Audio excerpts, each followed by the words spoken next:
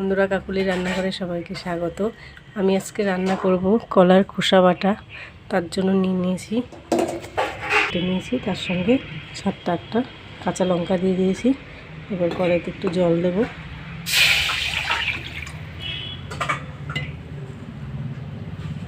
দিয়ে খোসাগুলো দিয়ে দেব, কিছুক্ষণের জন্য সিদ্ধ করে নেব, একদম ঝামেলা ছাড়াই।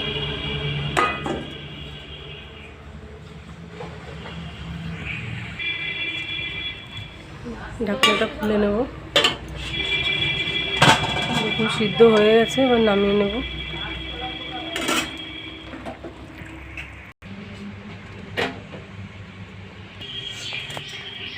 পুরো কলার খোসাটা সিদ্ধ করে নিয়েছি, এবার বেটে নেব।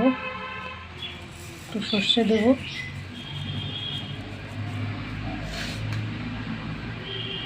লবণ দিয়ে দেব, দিয়ে একটু বেটে নেব।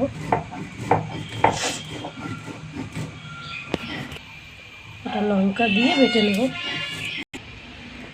কলার খোসার সাথে সিদ্ধ করে রেখেছিলাম লঙ্কা দিয়ে সর্ষে দিয়ে বেটে নিয়েছি। এবার অল্প অল্প করে খোসা দেবো আর বাটবো। এটা মিক্সিতে দিলে ভালো লাগে না খেতে, শিলে বাটলেই বেশি ভালো লাগে। আপনার বাড়িতে করে খেয়ে দেখবেন আপনারা, খুব ভালো লাগে খেতে।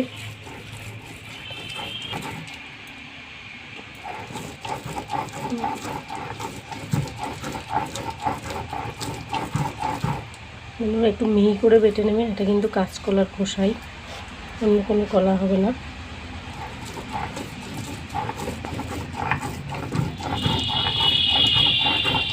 তেল দিয়ে নেব, সর্ষের তেল দিয়ে একটু মেখে নেব।